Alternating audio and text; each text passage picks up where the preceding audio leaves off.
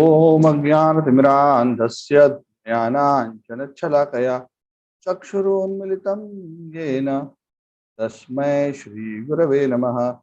श्रीचैतन्यमनोभीष्टं स्थापितं येन भूतले स्वयं रूपः कदा मह्यं ददाति स्वपदान्तिकम्। वन्देऽहं श्रीगुरो श्रीयुतापदकमलं श्रीगुरून् वैष्णवांश्च श्रीरूपं सागरजातं सहगणा रघुनाथान् कृतां तं सजीवं साद्वैतं सावधूतं परिजनासहितं कृष्णचैतन्यदेवं श्रीराधाकृष्णपादान् सहगणललिता श्रीविशाखान्तां। हे कृष्ण करुणा सिंधु दीनबंधु जगतपते गोपेश गोपिकाकांत राधाकांत नमोस्तुते। तप्त कांचन गौरांगी राधे वृंदावनेश्वरी वृषभानुसुते देवी प्रणमामि हरिप्रिये। पंचकल्पतरुभ्यश्च कृपा सिन्धुभ्यैव च पतितानां पावनेभ्यो वैष्णवेभ्यो नमो नमः। जय श्री कृष्ण चैतन्य प्रभु नित्यानंद श्री अद्वैत गदाधर शिवासादि गौरभक्त वृंद। हरे कृष्ण कृष्ण कृष्ण हरे हरे, हरे Ram Ram Ram Hare Hare. Hare Krishna.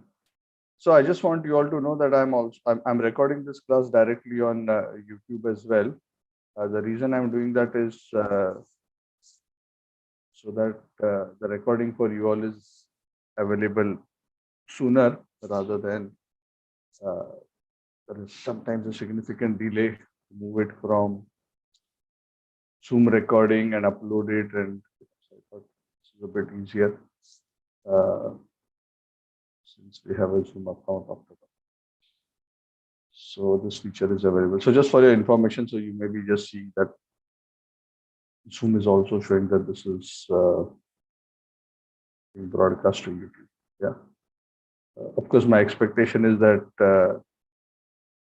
we all connect here and so that I can see you all as well. So we are roughly halfway down the chapter. Okay, by the way, I offer my obeisances to the spiritual masters. Namo Vishnupadaya, Krishna Prishtaya Vishnupadaya, Krishna Prishtaya Bhutale Shrimati Vedanta Swami Namane Charane Nirvishesha Shunyavadi Paschatya Desha Tarine Mukam Karoti Vachalam Pangum Langete Girim Yatkripada Muhammade Shri Gurum Din Taranam Pramananda Madhavam Shri Chaitanya Ishwara. Haribo. So, yeah, so we are discussing the 14th chapter of Bhagavad Gita entitled The Three Modes of Material Nature. Again, a very interesting topic, but also at the same time, a tough concept to grasp because of its subtlety. It's always difficult for the conditioned mind to understand these subtle things about the nature of spiritual existence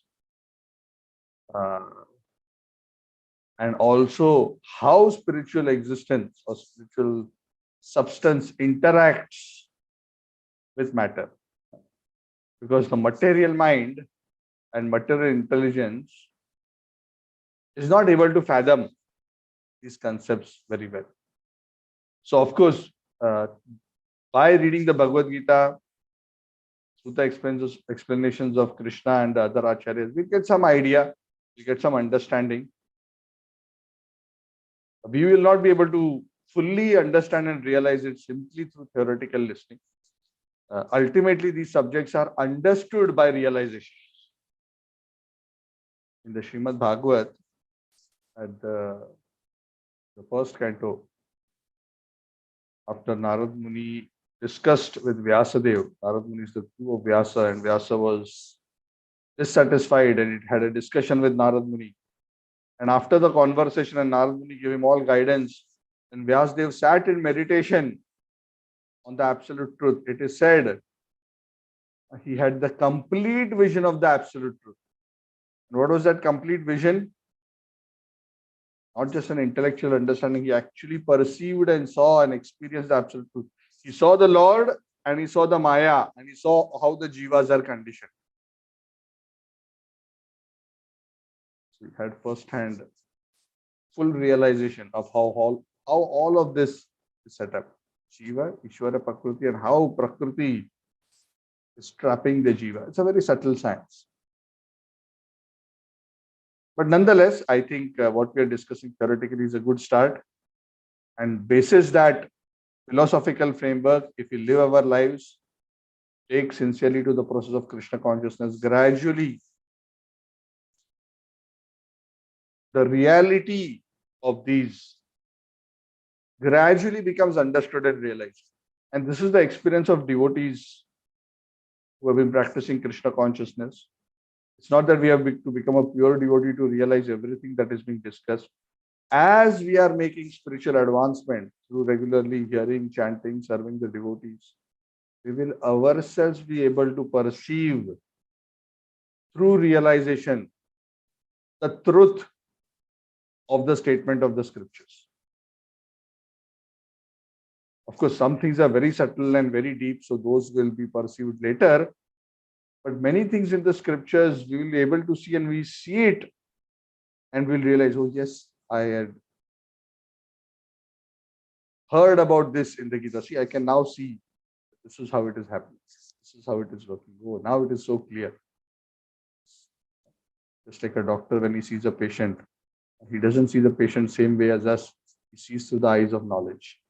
Understand what has happened. A mechanic, when he looks at a car, he doesn't look in the same way that we look at a car. He sees with the eyes of knowledge. He can quickly sense and understand various things.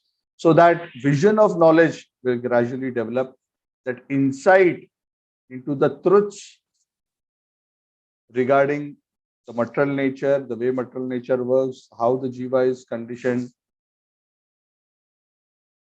the nature of bhakti, the glory of bhakti, the nature of Lord's affection and protection for his devotees. All these things will gradually be understood and realized as we progress in this path of devotion. This will happen even at the sadhaka level. It is not that we have to wait for many lifetimes.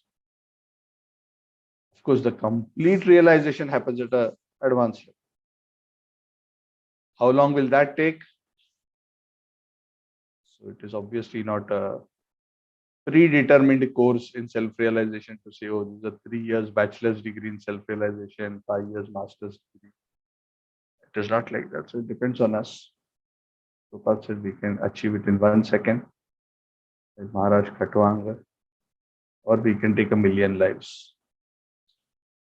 But of course, the beauty is that the special compassion of Lord Chaitanya Mahaprabhu, it has become possible to achieve this within one life, what normally took hundreds. So let us take benefit of that. So why I'm also mentioning all this is, do not be too disturbed if some of these subtle concepts you are not able to understand. At least when we talk about the modes of nature, at least you understand Sattva, Rajatama, and what are their qualities. And we have to understand that our ultimate goal is to transcend the gunas. But while we have not yet transcended, we have to cultivate Sattva Guna. That is the bottom line. So if all other things, who has a bouncer in cricket, say bouncer, the ball goes above the head. So don't be too worried. For me, it was a bouncer for many years. But that's okay. Gradually, some of these things will be understood better and better and better. But we need to understand that Sattva Guna is the beginning of spiritual advancement. And the ultimate conclusion is transcendence of even Sattva Guna and going to the transcendental platform of Shuddha or Vishuddha Sattva, which is essentially transcendence. The Vasudeva platform, the Brahma Bhuta platform. That is the goal. Because as long as we are affected by the modes, we will have to continue the cycle of birth and death. So at least this much you should understand. So we are continuing from verse 14 onwards. Krishna has in brief delineated the three modes already. He has also given the essential conditioning nature of the three modes.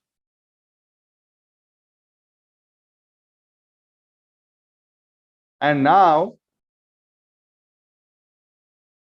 14 and 15 verses, he's essentially going to say, what is the destination you achieve if you are predominantly influenced by one of these modes? Now, we discussed this last time and we discussed that in a fair amount of detail, that it is not that one person is affected by one mode only all the time. We discussed this and I just want to reiterate that every conditioned living entity is a mixture of the three modes.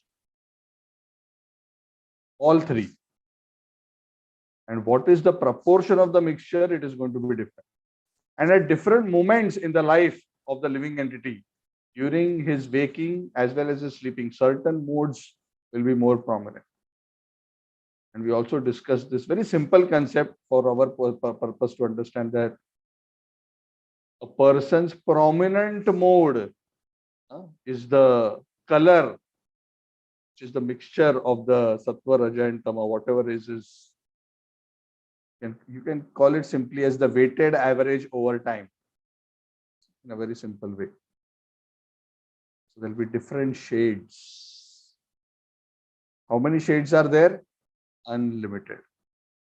Elsewhere in the Bhagavad and other scriptures is explained that there are three modes and each of the three combined with each other, 3 into 3, 9. So there are 9 categories. And each of those 9 combined with the other 9 in all kinds of permutation combination, 9 into 9 is 81. And 81 into 81, whatever that number comes out to be, and that into that. So there are unlimited permutations and combinations. So which exact shade of the modes we are on the palette, that also is not static. It also varies with time, but generally many of us are within a particular zone of the shade. Little bit up and down, up and down. And as we make spiritual advancement, we gradually move towards Sattva first before transcending. That is the general journey. So again, to mention that we cannot just say that Amit Prabhu is Sattva Gun, Gaur Chandra Das is Tamo Gun. We cannot just label like that. Because there will be times where Gaur Chandra Das will also have some Sattva Gun and there will be times where Amit Prabhu will also have some Tamo. And that is true for all of us. And Krishna himself mentions that in the Bhagavad Gita that the modes are continuously competing with each other and sometimes one mode becomes prominent and pushes other modes to the background.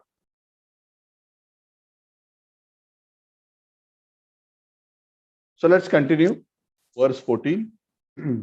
Krishna talks about what happens when one dies in a particular mode. Very interesting. Now, if you remember chapter, quiz question, which chapter does Krishna talk about what happens when a person, based on what he thinks, he dies?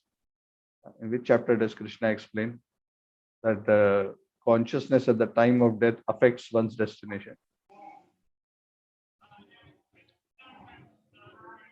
Anyone? Maybe 8, Prabhuji.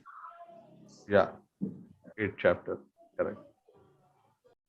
And there also we have discussed this in a fair amount of detail, that the thought at the end of the life is not just an arbitrary thought, but again, it is the sum total of all thoughts throughout one's life, which determines one's thought at the time of death, which effectively, put in another words, is the sum total of all the mode interactions throughout one's life. So when we are talking about living in a particular mode, it also means what is the predominant mode that one has lived in. Again, we cannot say I will lead a life of tamogun and I will die in sattvagun. It doesn't happen. So just to keep this in mind while we are reading verse 14 and 15. Krishna says in verse 14, chapter 14, Yada sattve pravruddhe, Yada sattve pravruddhe tu pralayam yati dehabhrit tadottama vidam lokan amalan pratipadyate. That when a person dies in the mode of goodness, he goes upwards. What does upward means? He attains the higher planets where the pure souls, the great sages stay. Where do the great sages stay? Typically Maharlok and upwards. Mahar, Janar, Tapar, Satya. That is where the great sages are cultivating spiritual life. They are not interested in material enjoyment. Even up to Swargaloka. Even Swargaloka has a fair amount of Sattva. There is still Raja there. Because there is enjoyment, sense enjoyment. There's a lot of focus. Kingdom, respect, wealth, enjoyment. Correct?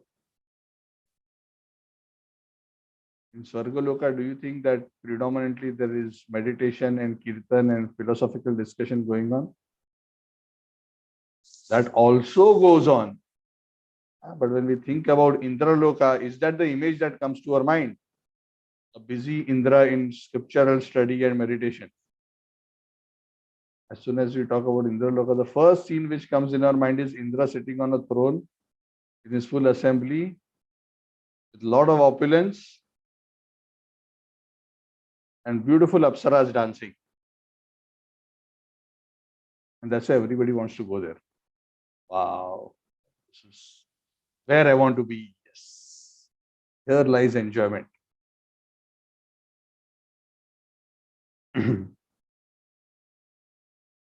So, yes, of course, Swargaloka or Indraloka is still more sattva than earth, but there is still Raja because there's material enjoyment. But predominant sattva is from the abode of the sages, which is typically Janar, Mahar, Tapar, Satya. And the existence in this planet is considered to be pure. What is the meaning of pure here? The meaning of pure is very simple. The less there is mixture of Raja and Tama, the more something is pure. Okay, that's all it actually means. And ultimately, all other rules and regulations of purity ultimately come to this point. Of course, when something is fully engaged in the Lord's service, it becomes beyond the three modes. That's a different principle. But in general, in terms of considerations of purity of place, things, and various other aspects, the lesser the influence of Raja and Tama, more is the. So Sattva takes one upward. What happens when one lives in Raja? Rajasi pralayam gatva karma sangishu jayate. When you die, pralayam gatva, Rajasi in Rajoguna, karma sangishu jayate. You become born where? In karma sangishu, those who are attached to fruitive work. Because Rajoguna all means working for one's enjoyment or material gain. Karma sangishu jayate. And what happens when one lives in Tamoguna? Tatha pralinas tamasi uda yoni ishu jayate. But for those who die in Tamoguna, they take birth in the Muda Yoni. Muda means foolish. Tamasi Muda Yuneshu. Those yonis, those species where one's knowledge is covered over and one is in ignorance. That kind of birth one achieves. What does that mean? Essentially, it means that one takes birth in the animal kingdom.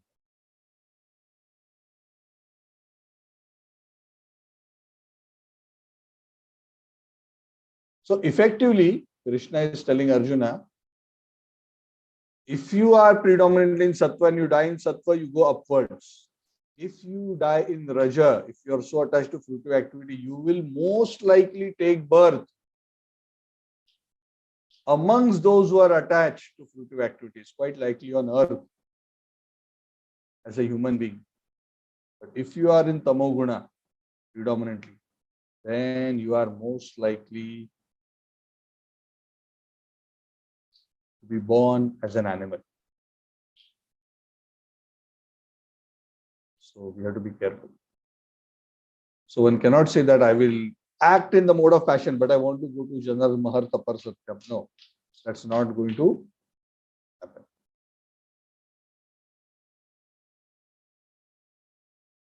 Then Krishna starts explaining to Arjuna what happens or what is the result of working in certain modes. He says, Karmanaha Sukratasyahu Satvikam Nirmalam Phalam Rajasastu Phalam Dukkham Ajnanam Tamasa Phalam. What is the phala of working in various modes? If one works in the mode of goodness, then the results of such activities are pure. Nirmalam. Nirmala, without mala. They are very pure. Which means they will give very good, pleasant results to the body and the mind. But when work is done in passion, people think that when they work in passion for personal gain, they will be very satisfied and happy. That's what they think. But what does Shastra say? Action done in mode of passion results in misery. Dukkham phalam. Very interesting. This statement should actually be an eye-opener for us, because while many of us will have a fair degree of sattva guna also, I'm sure, because all of you are sitting here in a Gita class rather than any other classes, so I'm sure you are all evolved souls. But still, there is so much rajas in all of us. You agree? Yes? At least I can say I have. Some of you don't, but at least I have. How do we know that there is a? Because we are still, to less extent or more extent, not that all of us may be equal, some may be less, some may be more, but there is still a lot of fruitive action. I'm doing this so that I want this. And that is why there is so much of misery.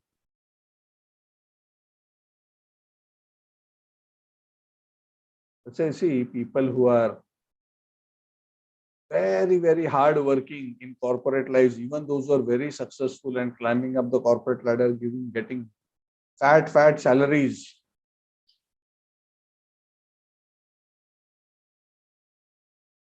Oftentimes, actually all the times, but sometimes they will admit that actually they are leading very miserable lives, even though they are successful. That is the nature of Rajoguna. That is the donkey carrying the burden. That is the camel eating the thorn bushes. There is so much misery in Rajoguna. And when action is performed in Tamoguna, what is the result? The result is foolishness. Because the more Tamoguna is of the nature of ignorance, it is a covering energy qualitatively. The more one remains there, the more one acts, it covers once more. Yes. After you drink one peg, you feel a little bit tipsy. When you drink two, the ignorance element increases. And after three, another person's wife starts looking like your own wife. And then the problem starts. So ignorance comes once one gets stupefied, one doesn't understand what is what. And after 5, 6 pegs, one cannot make sense of where one is and what is around and whose house, whose car, who is he also, he doesn't know. So activities in the mode of ignorance result in foolishness. It covers knowledge more and more and more. So sattva, nirmala, prakasha, illumination, raja, misery, continuous sangharsh is rajaguna, dukha is rajoguna, and tamoguna is foolishness.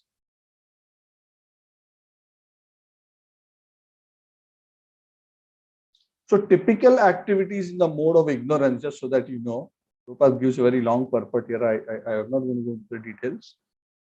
So Rajoguna is most of the activities like what we mentioned about material gain, material respect, honor, all these hard work for money, hard work for name and fame. These are all activities in passion. Work which is done in a selfless way are usually characteristics of works in passion. Please understand that even puja, which one may think is of the mode of goodness, if it is done with a material motivation, is a Rajogun activity, not a Sattvagun activity. That's why quality is based on motivation, not just the activity. Correct? And we discussed this about bhakti also. Bhakti can also be performed sattvic, rajasic, tamasic, and nirguna, which is what we want to do. Pure bhakti.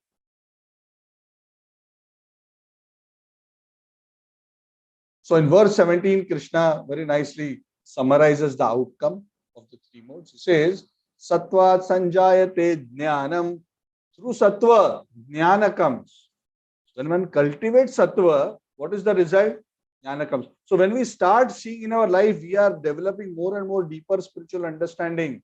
We can see things more clearly. Spiritual vision is coming. That means we are increasing in sattva guna. And how do we know we are increasing rajoguna? Rajaso lobha evacha. Become greedy. I want this. I want this. I want this. Why only this much? Why not that much? Pramada mohau tamaso bhavato ajnanam evacha. From ignorance comes foolishness, madness. I think we have discussed this quite a lot, so I'm not going to go through that more.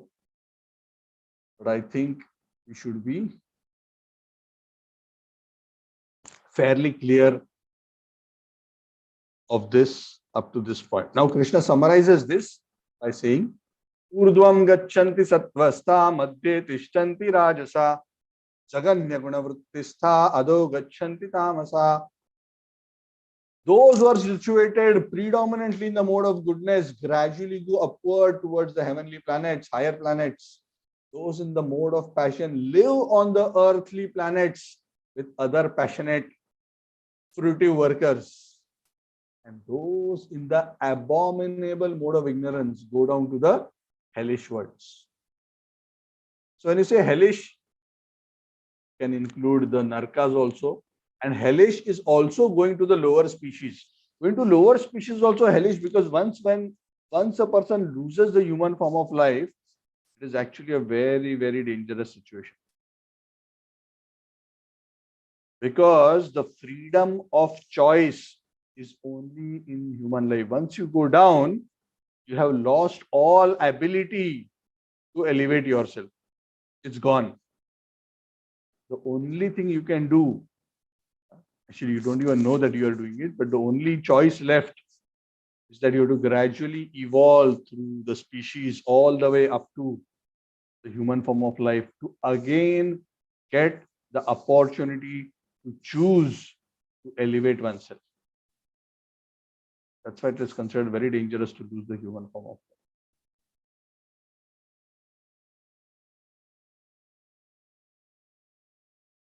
So, Rajasic person who's a fruitive worker may be a pious person also. We are not saying that Rajasic persons are necessarily sinful. Please understand this.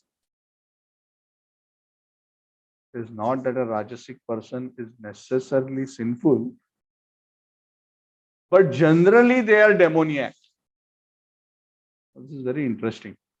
Prabhuji, what do you mean? He's Rajasic, he is not sinful, but he is demoniac. So this demoniac doesn't necessarily mean a tamasic person. A demoniac person is a person whose focus is his own selfish enjoyment. And there may be demoniac people who are focused on their own enjoyment by performing dharmic activities also. Even though that is better than those who are enjoying by performing sinful activities, still those who are focused on their own enjoyment rather than serving the Lord are still called asura. Not my opinion. This is what the Shastras say. Vishnu, Bhakta, Smrta, Daiva, Asura, Tad Viparyaha. Those who are dedicated to serving Vishnu, devotion, are the Devas, not just those who perform punyas. And those who are opposed to that and working for their own enjoyment are known as asuras. Just wanted to mention this point, even though it's not explicitly mentioned in this verse. Rajasic can also be people who, because there are, even in this world, you'll see there are some people who work hard, earn a lot of money, and also give a lot of charity. But some of them give a lot of charity. I'm not saying all are doing that. There may be some who are doing selflessly, but there are quite a few. The vast majority of those who give charity in today's times are those who are doing it to create some good name and fame for themselves, to create some popularity for themselves. Will you ever see a politician quietly going somewhere and giving dan to people? He'll make sure that the press is there. He'll make sure that the photo is taken of when he's giving something to someone. It's all over the news. And then he gives an interview at the end. Unless that is there, he sees no purpose in giving the whatever he's doing. What is the use, he will think. So then the dan becomes a rajasic. Even though in general dan is considered a punya activity, dan of this quality is still rajasic in nature and not sattvic. So again, we have to realize human form is all the time that junction which decides, are we going to go up or are we going to go down? Sometimes we may remain stuck in that level of rajas. And if we remain stuck, the result of that is just suffering, suffering, suffering. So having explained all this, Krishna has essentially explained to Arjuna that Arjuna, please understand, this whole world is full of the three modes. There is nothing else in the world other than the three modes. Everything which is manifest in this world is of the three modes, and it is continuously affecting our consciousness of the conditioned soul. Now, Arjuna, I'm going to explain to you. He doesn't say that, but essentially he now switches topic to try to explain to Arjuna. Please understand what is the difference that of the modes with himself as the transcendent Lord and as the individual soul, and ultimately how one can become free from the influence of the modes. Because it is neither the goal of the soul to go to higher planets, nor to remain on earth, nor to go into lower planets. All three are undesirable. What is desirable? To be free from bodily identification, to be free from the cycle of birth and death, and to go back home, back to God. That doesn't happen in Sattva Guna, that doesn't happen in Rajo Guna, that doesn't happen in Tamo Guna. So obviously, even Sattva Guna is not adequate. Even Sattva Guna is not the goal.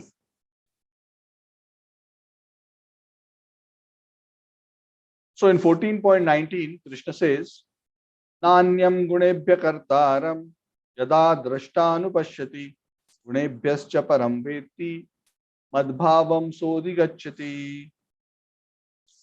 That a person who is wise, he can see that ultimately all activities that are being carried out in this world through this body are all actually nothing but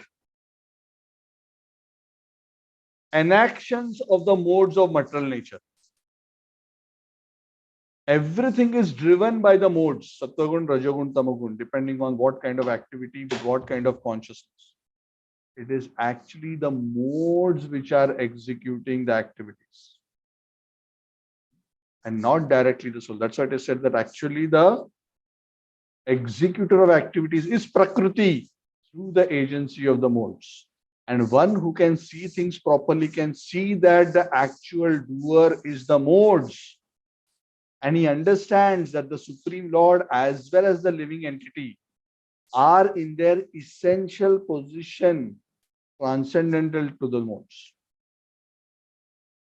The Jiva is transcendental to the modes but becomes affected by the modes temporarily because of his desire to enjoy. The Lord is transcendental to the modes and is never affected by the modes. Correct? The Lord is spiritual, the Jiva is spiritual. What is the difference? The Lord is the controller of the modes and is never affected by the modes. The Jiva, because even though by nature he is spiritual and transcendental, because he's very tiny, if he doesn't take shelter of the Lord and he desires to enjoy Maya, the three modes, he can get entrapped under the influence of the modes. In which case, temporarily, his spiritual nature becomes distorted and he becomes influenced by the three modes. And because of his false ego, suffers.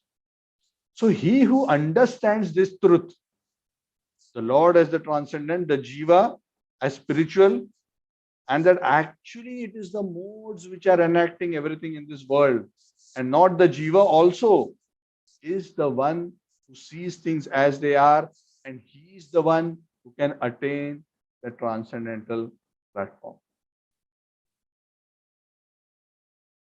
Mad bhavam saha adhigacchati. He can achieve my spiritual nature. Who he? He who understands that all activities in this material world are essentially carried out by the modes. Now, this is a very subtle point. This point is very difficult to fully understand, but it doesn't matter. Even if you do not understand, just understand in theory that whatever is happening within this material world, or even all the activities that you are performing, are actually executed through the modes of material nature. The Jiva is desiring, but he is not the one executing it. And this point also we discussed in a fair bit of detail earlier, so I'm not going to go through that analogies and all those examples again, but the essential point is the Lord is the permitter, Drashta, Anumanta. He allows, but the actual execution happens through material nature, through the modes and the machinery of material nature. And the Jiva identifies with it, and because the Jiva is desiring it, he is responsible. Even though the execution happens through the modes of material nature.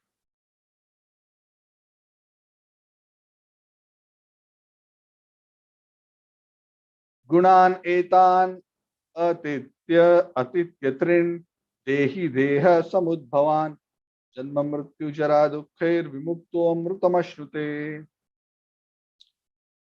When the soul is able to transcend the three modes,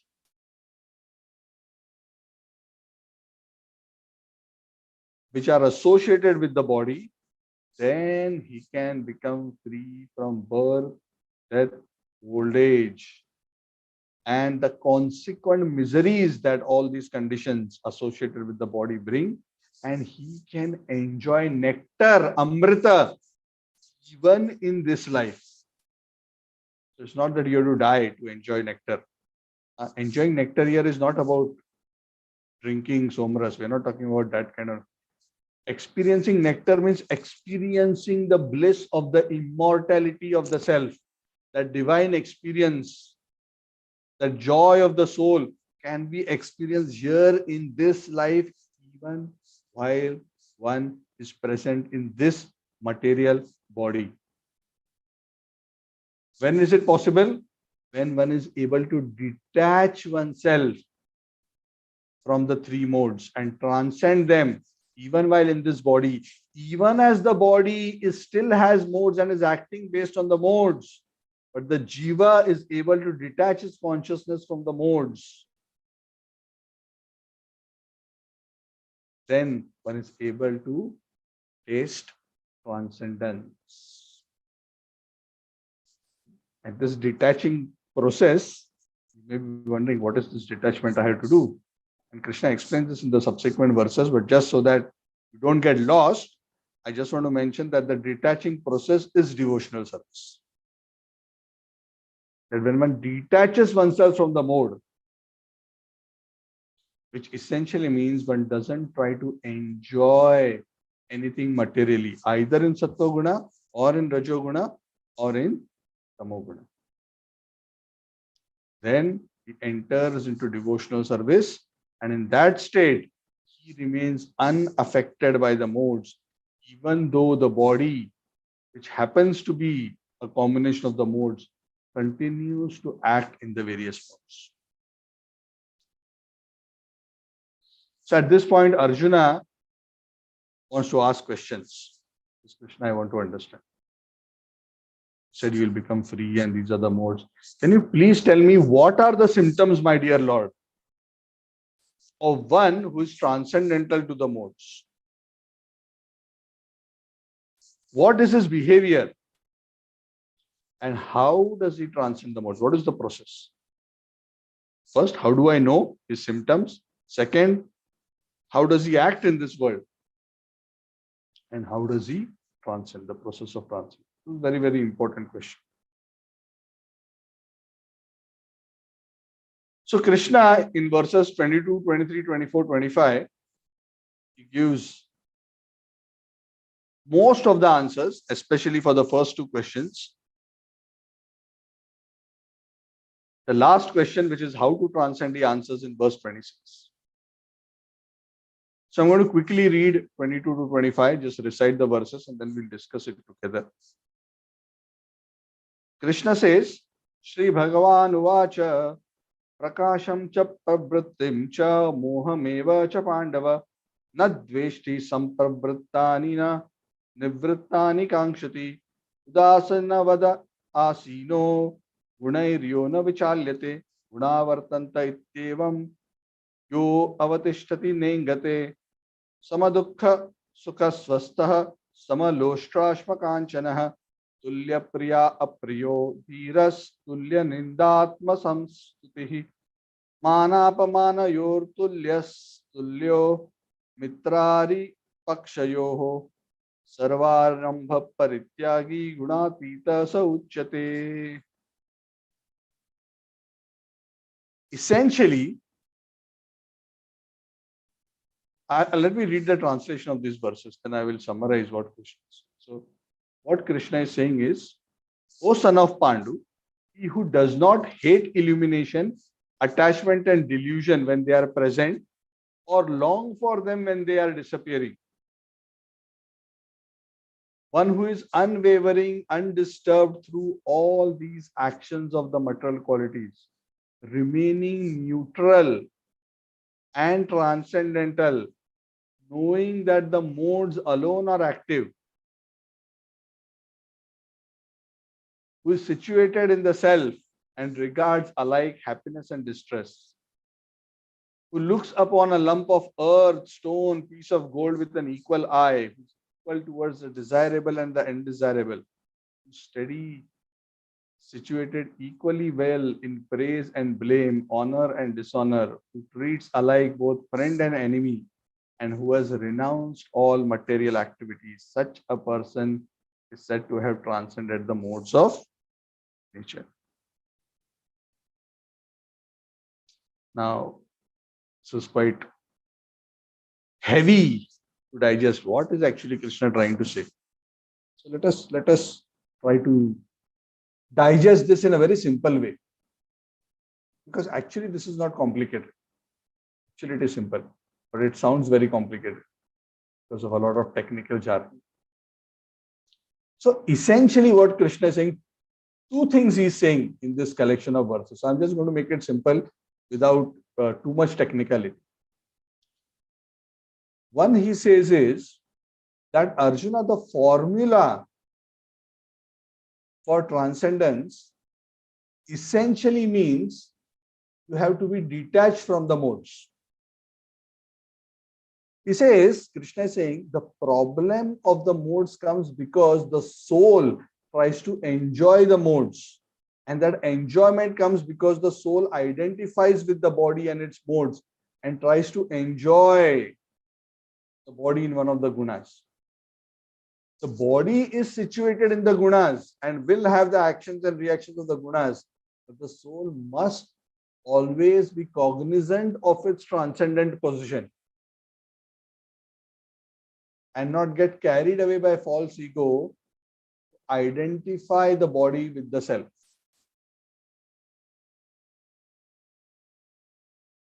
Okay, I don't know whether my answer was more complicating than Krishna's translation. But essentially, what we said just now is that the soul is not in a mode of enjoying. A person in Tamogun is also trying to enjoy Tamogun. A person in Rajogun is trying to enjoy Rajogun. A person in Sattvagun is trying to enjoy Sattvagun. These are all different varieties or flavors of. And yeah, just like food, right? Three people eat food. One person has flesh, that is Tamogun. One person eats very spicy food, this is a Rajogun. Another person eats gulab jam, Sattvagun, but still all are enjoying food. It is still material. Just giving that example, right? So it is in the three modes. So Krishna is saying the body will always be in the modes. The secret, Arjuna, is even when the soul is situated in the body, the soul must remain detached from what is happening in the modes. So when some of the lower modes appear in the body, such as delusion, or when Rajoguna appears as attachment, or when Sattvaguna appears as illumination, when any of these modes come about by the natural actions and reactions of material nature, one is neither attracted to them or hates them, because both attraction and hatred are ways to connect to material energy to enjoy, because attraction and hatred are two sides of the same coin. So one doesn't hanker for them when they are absent, or one is not attached to them when they are present. One is detached. Oh, it's there, it's going on, let it go on. Oh, it's not there, that's also okay. So there is a kind of a detachment from the modes. The modes don't disappear, the modes will continue to act because the body is in the modes. But the soul is cognizant that the modes are acting under the arrangement of material nature, and the modes will do what they are supposed to do. He understands that he is the transcendent self. He understands that the modes are active and I am not the modes, and I should not desire to enjoy the modes. In that way, the soul can remain transcendental even when he is in the body.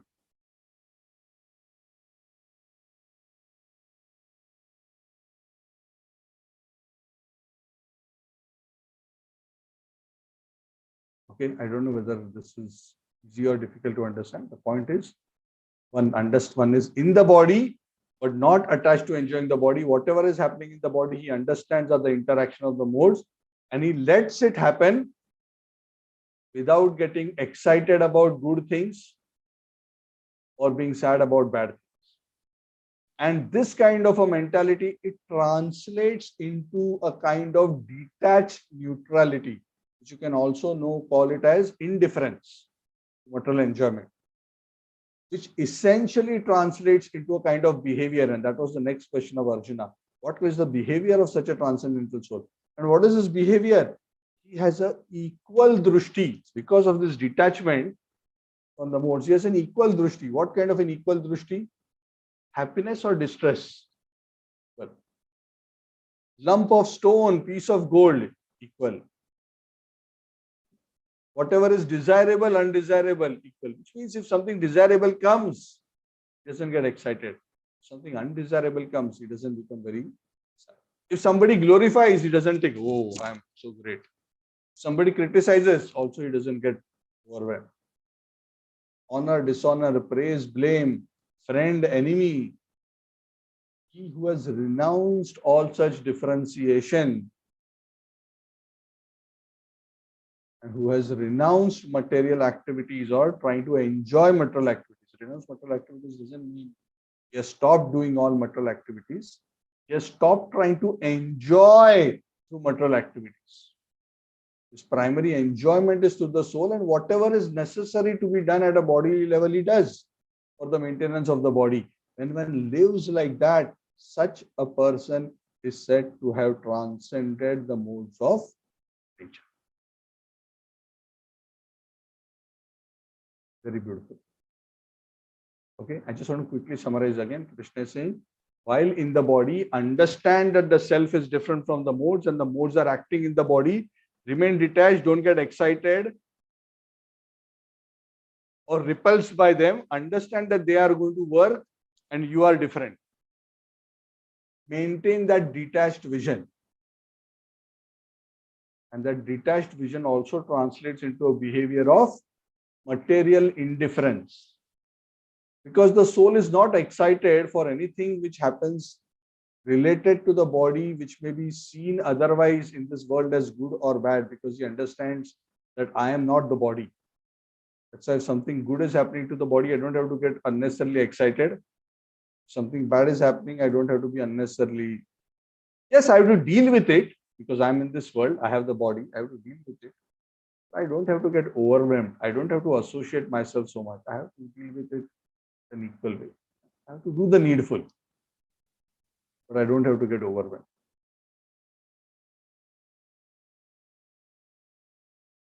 Then Krishna answers the $1,000,000 question. How to transcend the mode. So even this particular situation that Krishna has described just now of a person being transcended, you may be wondering, Prabhuji, how do I do that? What is this detachment, being away, not enjoying, what does this mean? What am I supposed to do? So this may sound so abstract to us at this stage, but actually this state is possible when one actually becomes detached. Then one can see this differentiation between the self and the body and the modes interacting independently.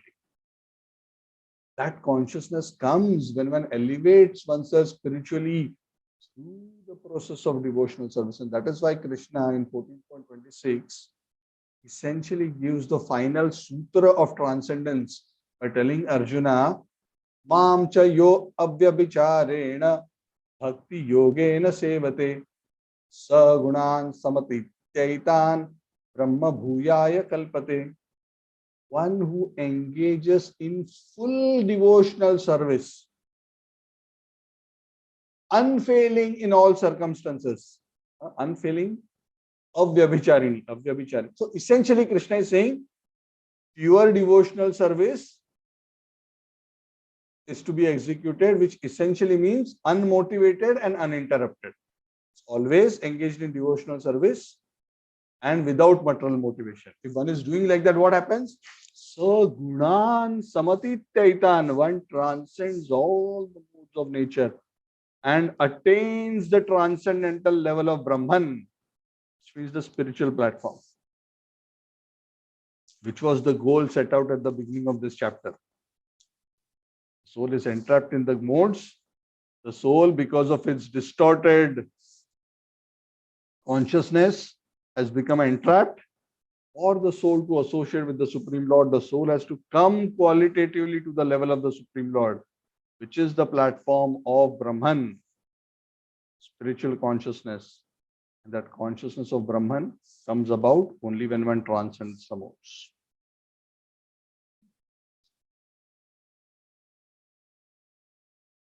So Krishna has essentially told Arjuna, if you engage in my unmotivated devotional service, you will be able to do what I just described to you in the previous two verses. You don't have to artificially do this distancing and all this that I have described. That will become your normal way of that detachment and that differentiation between the body, which is driven by the modes, and your pure consciousness will automatically take place. That indifference and detachment will automatically come when you are engaged in my pure devotional service. So that's all you have to do. So if you ask me what is the formula, formula is engage in my pure devotional service. Then you will come to the spiritual platform of Brahman. And at the end of the day, what is this platform of Brahman? This platform of Brahman is not something which is different from me or superior to me, Arjuna. Please understand that this Brahman is my energy. In fact, Brahman is my effulgence only. All spiritual existence is qualitatively same as me, and the all-pervading Brahma Jyoti is also resting on me. It is my effulgence. Brahmano hi pratishtaham amritasya vyayasya cha shashvatasya cha dharmasya sukhasya ikantikasya cha. I am the basis of the impersonal Brahman. That Brahman which is immortal, imperishable and eternal, and which is the very basis, the constitutional position of ultimate happiness. So that transcendental state of ultimate happiness, which is the very basis of spiritual realization and spiritual experience, it's actually not different from me. It is my effulgence. It is coming from me only. And that state, the jiva can come back to in its pure form when he executes pure devotional service.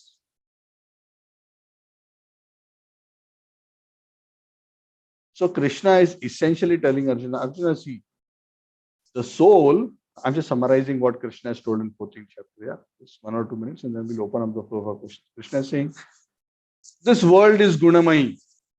This Maya is Gunamai. As soon as the soul, which is pure and on the level of Brahman, desires to enjoy Maya, the three modes influences consciousness and cover him up. And he loses his pure consciousness. He falls down from the level of Brahman, which is my platform of existence, pure spiritual existence. The way to detach from the material world is to detach from the modes. And the way to detach from the modes is to not try to enjoy the modes.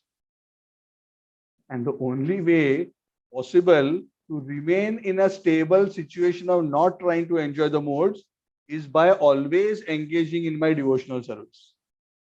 Because that is the real nature of the self. It is the nature of the soul to want to enjoy. Anandamayo abhyasat. Soul is always looking for enjoyment. The soul will look for enjoyment either in spirit, by devotional service to the Lord, or if one doesn't look there, one will look towards matter, because these are the only two options. So turn your face from material enjoyment, which is the three modes, towards spiritual enjoyment, which is pure devotional service. So you cannot be facing both directions, right? So you turn from here to there. Once you turn this side, you're automatically detached from the other side. So when you're engaged in pure devotional service, essentially you are no longer engaged in selfish gratification of your own body, mind, ego. Instead, you are engaged in serving the supreme self of all selves, supreme personality of God. And by virtue of that, you will remain always detached and unaffected by the three modes. Because you are unaffected, you become re-established on the platform of Brahman, which is pure spiritual consciousness. And because I am the Parabrahman and you come back to the platform of Brahman, then you can enter into my existence and attain the spiritual world where you can eternally associate with me and experience unlimited joy and bliss. Shashvatasya dharmasya sukhasya cha aikantikasya cha. Ultimate happiness. Sukhasya aikantikasya. Aikantika means extreme sukha.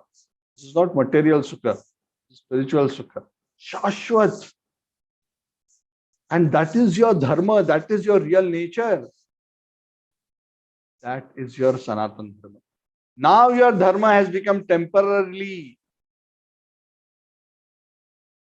transformed by the influence of Maya because you wanted to enjoy Maya. So give up the desire to enjoy Maya and dedicate yourself to serving me because that is your constitutional position. You are my part and parcel eternally. And as my part and parcel, it is your duty to serve. So if you are engaged in serving me, you are free from Maya. If you are engaged in serving yourself, you are a servant of Maya. It's just that. It's as simple as that. Those who serve themselves, their body and mind, they become trapped in Maya. Those who serve the Lord, they become free from Maya. So how does one become free from the three modes?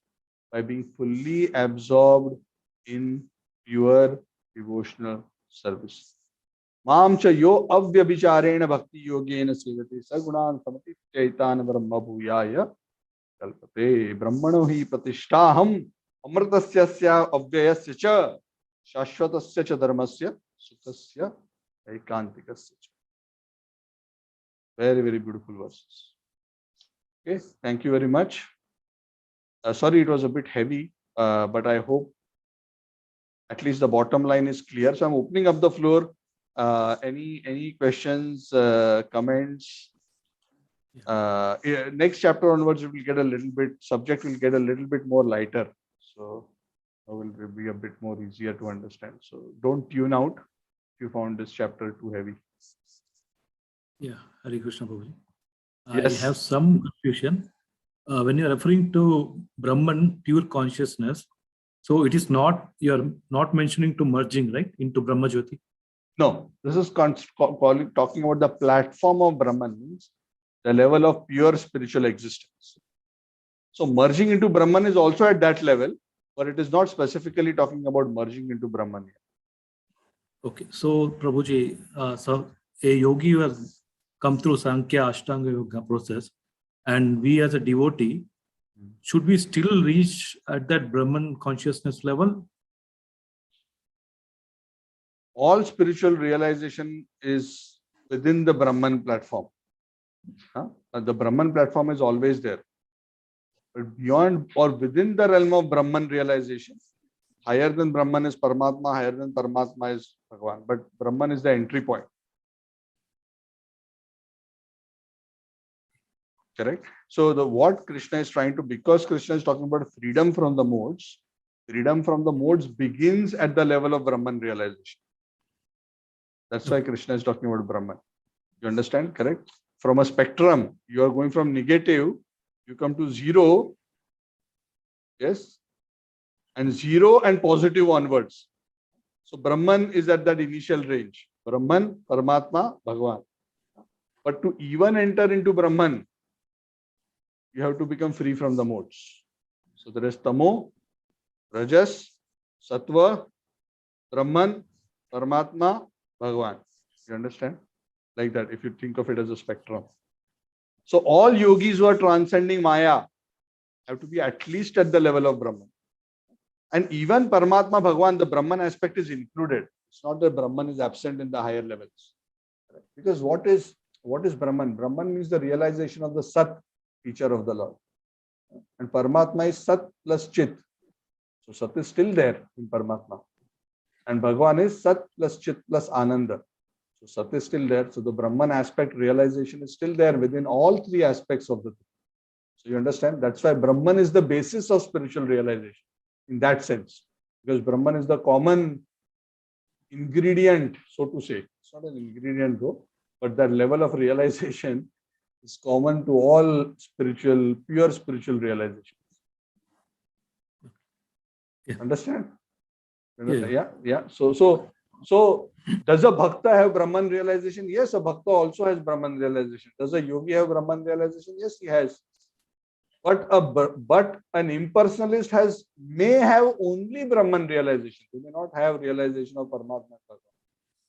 But they may still be transcendental to the modes, at least temporarily, because of their practice of whatever they are practicing, Jnana or Ashtanga.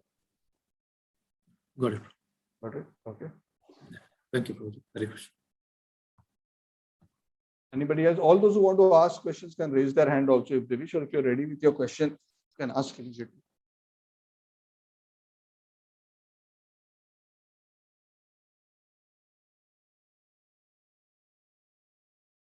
So no questions means too much indigestion. So this was a heavy topic. Sometimes the class is so heavy that you don't even know what to ask. So yeah, so like what I mentioned earlier, even if you don't remember anything else, just remember two things. Prabhuji, one more small question. Ah, Why we have that approach right from Brahman, Paramatma, and Bhagwan? Why are we not given that approach of Paramatma, Bhagwan, Paramatma, and Brahman? Why are we given that? What is it? Bottom-up approach? no, we are not given a bottom-up approach. We are just talking about three levels of realization. We are not taking a bottom-up approach. We are taking directly the approach of worshipping Bhagwan. And when we realize Bhagwan, we realize Sat, Chit, and Ananda. So we realize Brahman and Paramatma when we realize Bhagwan. We are not taking a bottom-up approach. Okay. We are taking a top-down approach. We meaning Bhaktas. Bhaktas are taking a top-down approach. There are others who take a bottom-up approach, and that's why they make very slow spiritual progress, and it takes sometimes hundreds of lifetimes for them to go all the way up. You understand, right? Right? Yes. You have to go one level. Prabhupada says there are two ways. One is to take the steps. One step, second step, third step, fourth step. From Tamogun, slowly evolve into Rajo to Sattva, Sattva to transcendence, Brahman to Paramatma, Paramatma to Bhagwan. You understand? That's a very slow path. So many risks. But those who are fortunate to get the association of pure devotees and those who develop faith in pure devotional service and take shelter of the process of bhakti right from the beginning, even though at the present moment they may still be stuck in tamo, rajo, gunas, even now, and even in sinful lives, now they can immediately take to the process of bhakti, which is at the top. Why? Because bhakti is at the platform of the soul. It doesn't matter how sinful one is. One can take to bhakti immediately. Bhakti doesn't require any other qualification. Anybody can take to bhakti. So if one is fortunate to take to bhakti immediately, one immediately takes to a top-down approach. And bhakti is so powerful that it immediately and very rapidly transforms the lower states of Rajo and Tamo into Sattva first, and from Sattva it sublimates into Shuddha Sattva very rapidly. But if one is not so fortunate, and one starts first by, from sinful life to pious life, then pious life to detached life to spiritual cultivation, and actually goes through step by step, it's going to take hundreds of lifetimes. You understand? Yes. We are not taking a top down. Top down is a slow process. Sorry, bottom up is a very slow process. We want to take a top down process. But to take a top down process, even though the process is available to everybody, no one will take to that process with sincerity unless they have developed faith in pure devotional service. And who develops faith in pure devotional service? One who gets association of those who have faith in pure devotion. So if one is fortunate to get the association of those who are cultivating pure devotional service, one gets that faith. And by virtue of that faith, one becomes immediately qualified, not because of punya or dharma or dana or tapa, but just by virtue of that faith, by good association of bhaktas, immediately take. You see the example of Valmiki, right? It was so sinful as a previously. So you will see, so many other people, they're going step by step by step by step. What happened suddenly to this guy? Because a great bhakta came into contact, he developed faith in bhakti instantly. And even though he was extremely sinful, because he developed that faith, he accepted the instruction of Narada and very fast he purified himself to become a topmost sage. Understand? Yes. Correct. So that is what we are talking about. It's clear, Prabhuji. Thank you. So that is our good fortune. So we may be very sinful at this point. Hopefully we are, none of us are, but even if we are, even then, if we are opening our hearts to accept the message of Vasudeva, the message of the Gita and Bhagavatam in Parampara, and accept with faith and develop faith in this goal, that simply by engaging in pure devotional service to Vasudeva, I can achieve all perfection. To develop that Shraddha, then we have achieved a very big shortcut. We have, instead of taking the steps, we have taken the escalator up. This is the example that Prabhupada gives. Okay? I hope that helps. Yeah. Yes, Prabhuji. Any other questions?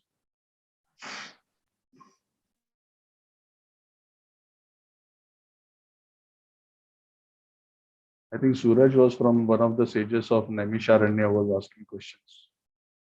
Lastly. No, Prabhuji. I was telling my wife, everyone will be telling me question bank. Question bank. Very good. Very good. This is the right inquisitiveness. Thank you. So of late, I started getting many questions, maybe past 2-3 months. Good, good. No, I'm sure a lot of things you are asking, many others also have the same questions. But yes, one must become inquisitive. Thank you, Prabhuji.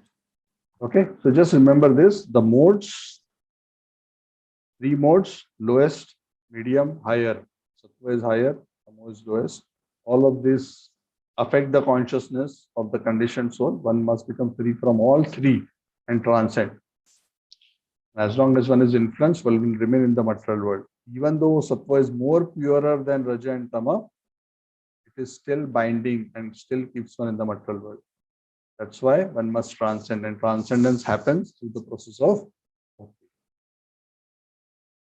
pure bhakti. If you perform bhakti with again Rajogun mentality of getting something from God, then of course that bhakti will still give some benefit, but it will not take one to transcendental practice.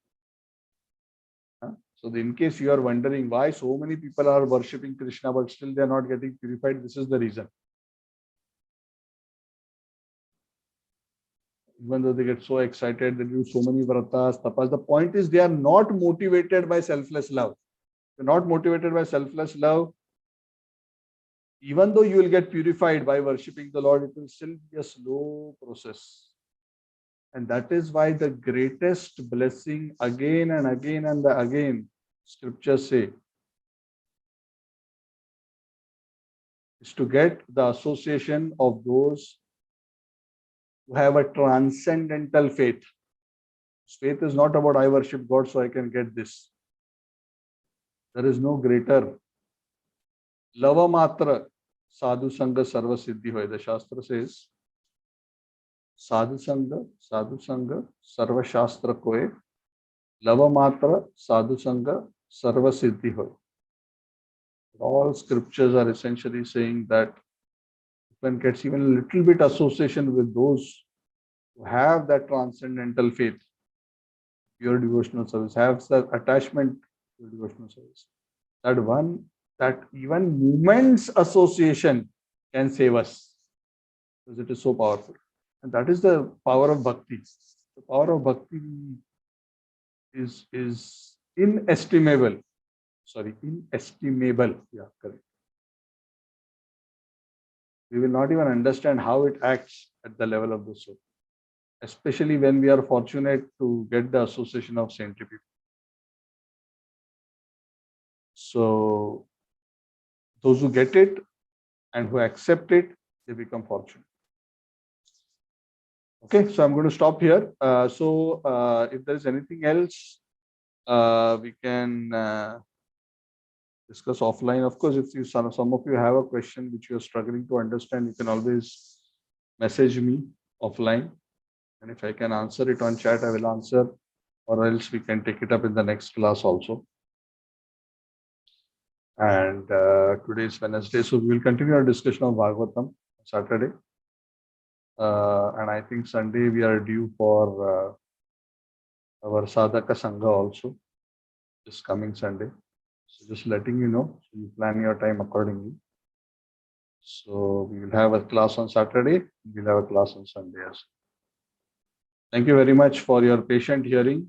You are all very great, faithful souls. You are patiently hearing. So I am very, very grateful to you. My humble obeisances to all.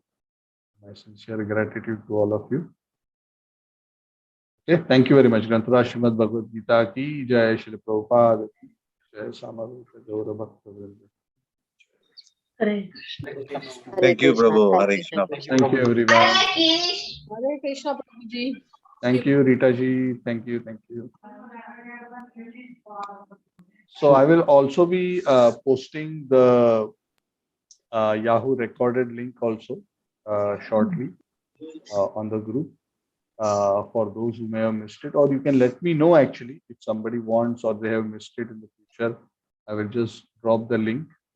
But again, as I said, there is no substitute to an active interaction in terms of a live hearing. So that should always be our preference.